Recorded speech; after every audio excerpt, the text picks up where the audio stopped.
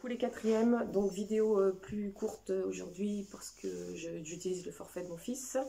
Je vous rappelle mon adresse mail si vous voulez que je vous ajoute au groupe WhatsApp ou si vous voulez me poser des questions, quelles qu'elles soient. CETJLValerio, VALERIO, @aol.com. Alors aujourd'hui nous allons faire plutôt de la conjugaison et nous allons revenir sur le mode conditionnel. Donc je vous invite à prendre votre livre page 316 dans la partie grammaticale et technique. Alors la leçon pour commencer, dans l'encadré, retenir la leçon, formation du conditionnel présent, j'en avais déjà parlé. Le radical, c'est-à-dire la base, c'est le futur de l'indicatif. On prend la partie qui ne change pas dans le futur. Et on rajoute les marques de terminaison de l'impératif, de l'imparfait, de l'indicatif, pardon. C'est-à-dire AIS, AIS, AIT, IONS, IEZ, AIUNT. Ce qui va donner « je bavarderais », « tu boirais », « il prendrait », « nous dormirions », « vous apercevriez », « elle voudrait ». Radical, c'est-à-dire que par exemple, vous prenez pour le verbe bavarder, futur, « je bavarderai », vous enlevez la terminaison AI et vous rajoutez le AIS de l'imparfait qui donne « je bavarderai ». La prononciation montre que c'est différent parce que sinon ça se ressemble beaucoup. Règle d'orthographe. À la première personne du singulier, les verbes conditionnels présents et au futur de l'indicatif sont homophones, ce que je viens de dire, mais ils ne s'écrivent pas de la même manière. En fait, homophone, pas tout à fait parce qu'on entend quand même. Pour les différencier, on remplace « je » par une autre personne. J'irai volontiers en Guadeloupe. Il irait volontiers en Guadeloupe, et non pas il ira. Demain, j'irai au cinéma. Demain, il ira au cinéma, et non pas il irait. Mais normalement, la prononciation vous l'indique, puisque c'est j'irai demain et non pas j'irai. Donc, faire bien attention. La formation du conditionnel passé. Pour toutes les personnes, c'est l'auxiliaire avoir ou être au présent du conditionnel, plus le participe passé. Exemple, j'aurais dansé, je serais parti, tu aurais dansé, tu serais parti, il aurait dansé, il serait parti, nous aurions dansé, nous serions partis, vous auriez dansé, vous seriez partis. Il ou elle aurait dansé, il ou elle serait parti. Alors, si on revient au-dessus l'exercice 1, trier, classer ces formes verbales selon qu'elles sont conjuguées au futur de l'indicatif ou au présent du conditionnel.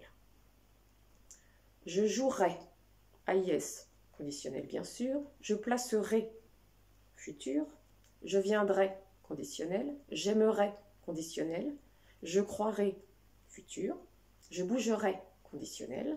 Je saurai, conditionnel, je serai futur, je bondirai conditionnel, je devrai conditionnel, je pourrai futur.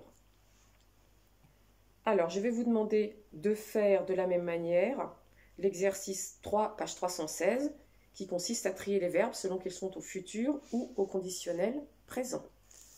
Je vais maintenant revenir sur le petit exercice de réflexion que je vous avais donné, en quoi les jeunes peuvent avoir une influence sur l'avenir de la planète en lisant avec le pacte écologique. Alors, pour ce qui est des arguments qui sont plutôt en faveur de cette idée, eh bien, les jeunes sont l'avenir de la planète. Les jeunes peuvent, par le choix de leurs orientations et de leurs études, peut-être avoir un rôle déterminant. Les jeunes peuvent influencer leurs parents. Les jeunes ont aussi des façons d'agir même à leur propre niveau, dans le fait d'être des consommateurs avertis. Par contre, en contrepartie des arguments qui voudraient dire le contraire, les jeunes n'ont pas de grand pouvoir sur les choses puisqu'ils sont dépendants déjà dans un premier temps de leurs parents et qu'ils ne peuvent agir qu'avec leur accord, bien entendu. Les jeunes n'ont pas non plus de pouvoir sur les décisions des gouvernements. Les jeunes sont peut-être aussi moins bien informés des problématiques. Et les jeunes n'ont pas aussi à avoir l'entière responsabilité de ce qui pourrait se passer. Voilà. Alors, je ne sais pas si vous aviez trouvé des arguments à ce sujet, mais voilà ce qu'on pouvait évoquer dans un premier temps. Alors, je vais finir en vous donnant le mot du jour. Le mot du jour va être le mot déterminant. mais pas dans le sens du déterminant dans une phrase qui détermine un mot, mais dans le sens de quelque chose qui peut avoir un pouvoir important ou décisif. Par exemple, vous avez un rôle déterminant à jouer dans l'avenir de la planète. Voilà, c'est tout pour aujourd'hui. À demain!